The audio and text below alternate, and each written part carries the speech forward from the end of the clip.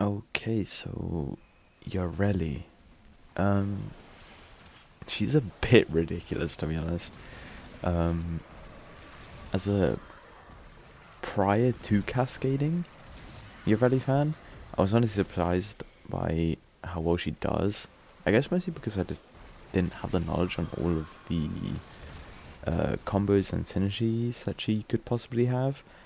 Um, Not to say that she's like terribly in depth. It's just uh, the warframe ability descriptions are really weak in terms of like actually explaining what things do.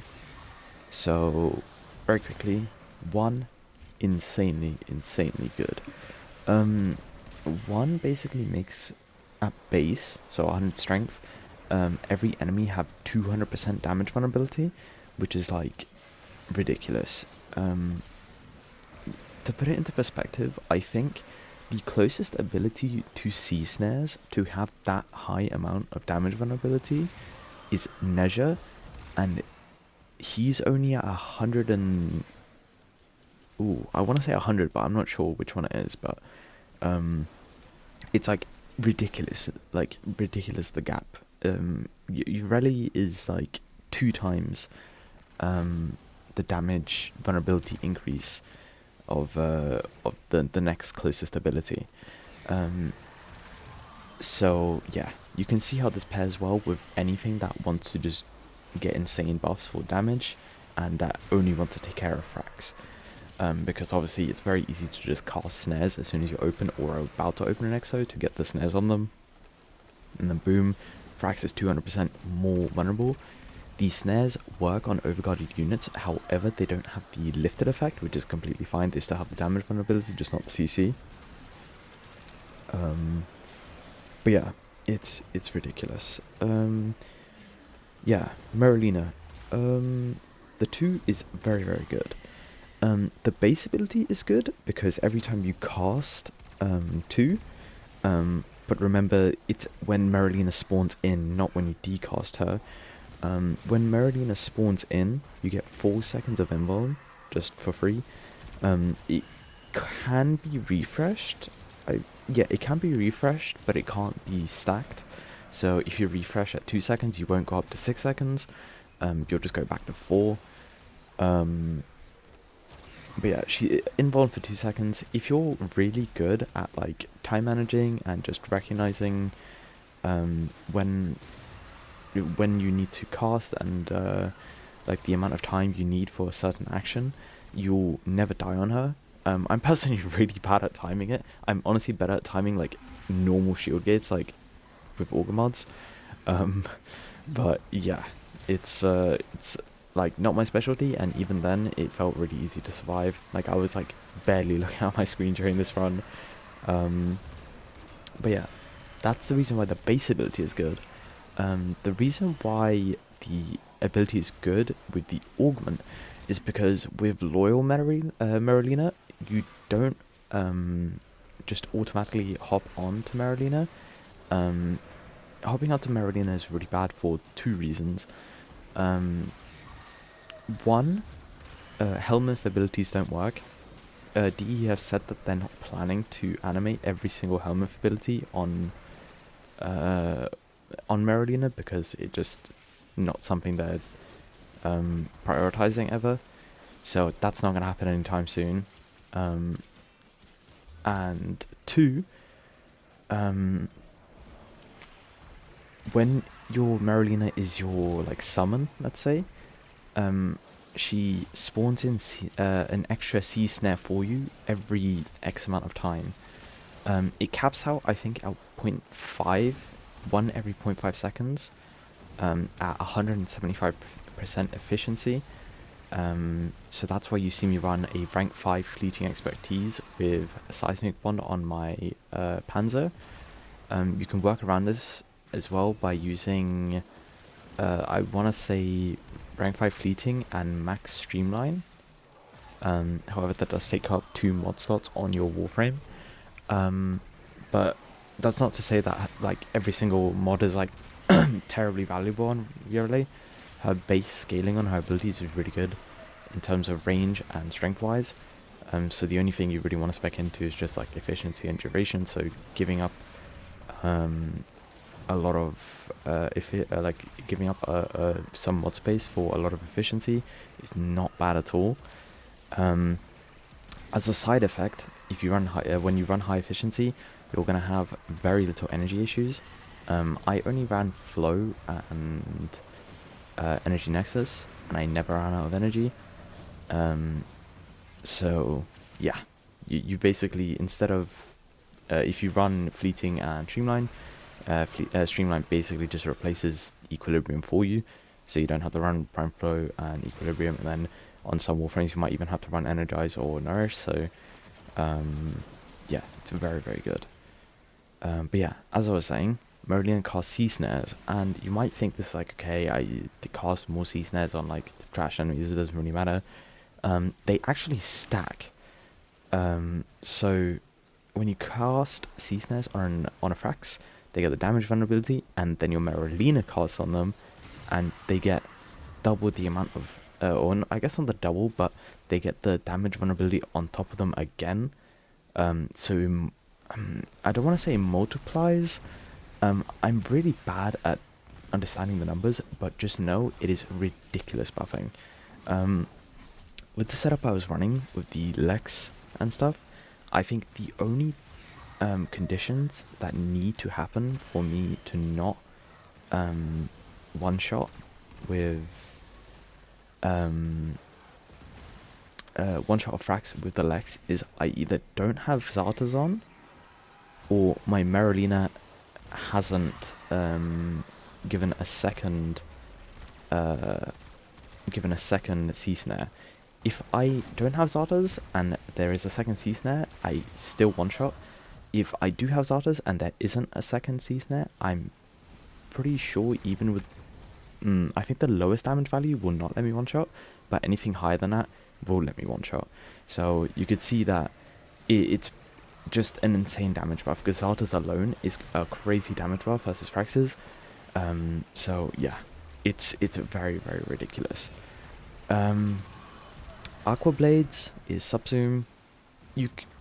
If you are playing Yareli, you can replace the 4 to use Precision Intensify, but realistically her subsume slot is definitely the 3. It's really quite bad. It doesn't scale well, and there is some tech to it that I don't really remember about it, but it's probably not worth your time if I don't remember about it. So yeah, Helmet. And then the 4th. The 4th you can look at as basically just a grouping ability. It is very nice for a grouping ability. You'll see me in a lot of situations just press my 4 in a big area, and then just attack with my Nami Solo, which is my trash killer of choice in this run. And with Nami Solo, it's very, very good. Obviously, you have 100% follow through, so every target you hit will take 100% of the damage that your original strike deals, which is nice in itself. But if you're running something like Influence, obviously every single enemy is going to proc 100% the influence, so you just get insane influence stacks. All the enemies that aren't sucked into the 4 just get influence procced onto them from the people inside of the 4.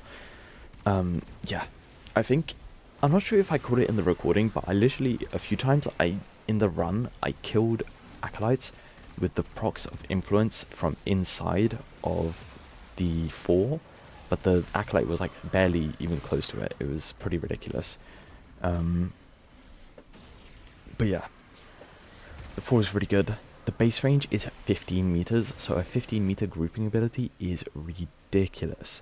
I was initially running Augur Reach, and it is nice because it boosts up to 20 meters almost. I think it's like 19.6, but the duration is a lot more comfortable for general use, in my opinion, so I decided to change it for Augur Message. But yeah, if you want to use it as a grouping ability, definitely think about giving it stretch. It will like do wonders. I'm pretty sure stretch is at like 23 meters or something. It's insane. On top of that, it works really well with Slam, as if you want to do melee crescendo slam, you can build your crescendo stacks instantly with 1-4 if you get a big enough group. So yeah, it's very, very good. It's very good for melees. I guess it could be good for anything that has a lot of punch through as well, or ricochet, so like detox. Alright, something I forgot to mention, the passive is ridiculous. It's basically just a prime pistol gambit for free. I think the like actual description is like once Yareli is moving for 1 second, she gets 200% crit chance on secondary weapons. So you could basically just look at it as like a prime pistol gambit on your secondary for free. It's why it's so nice with the Lex, because the Lex needs to red crit to be able to do well versus frags.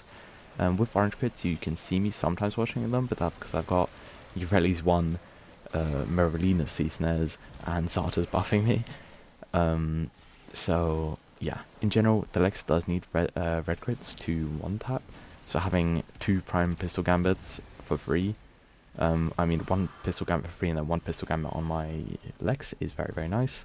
I've also got on my Riven, so sometimes I get tier 1s. But yeah, it's pretty ridiculous. I think that's it. I've been talking for a lot longer than I usually like to. But yeah, she is very, very good. I think she's one of the more underrated frames, because I guess she suffers from similar issues that Daggett does, where she specializes in just one-shotting something. So the average player doesn't think it's very good because it doesn't nuke tiles. But in general, she is very strong. Her survivability is very good. If you want, you can have survivability done for you for the 2 if you want to play around it, but I prefer having katas as well, just to shield gate in between. Makes it a lot more comfy in my opinion. But the original, not the original, the normal setup are usually fast deflection, vigilante vigor, and then the 2. So when you use the 2, you are guaranteed to regain a lot of shield. I just felt that like having a way to shield gate with other abilities is a lot nicer. It doesn't necessarily force you to keep casting a 2 to live every single time. But it's all up to personal preference. Vigilante Vigor and Fast Deflection and 2 are also completely fine. I think that's what most Yareli players are running as well, so yeah, give it a try if you want. Yeah, the only thing I really have to say about builds is mostly just like, if you're running Yareli, you really want Prime Short Flipped, it is very nice. It's not an end of the world type of situation that you can run Ice Spring like I did, it's just a little bit more annoying. The only mods you really need are like Loyal Merulina, Fleeting Expertise, depending on what,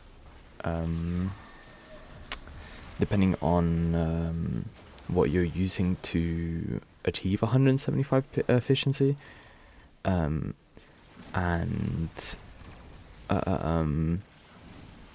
what else is there? You need Loyal Merulina, Fleeting Expertise, and that's about it really. Like, that's mostly it. If you don't have a subtoon that requires a lot of strength like Zarta's does, just get rid of it basically. 200% damage vulnerability is perfectly fine. With just 200% damage vulnerability, you can platform the Nell really well, you can platform Plinks really well. Any secondary that likes to take care of Hexes, it will platform super well. But yeah, hope you enjoy the builds, hope you enjoy the gameplay. Yeah, I'll catch you in the next one.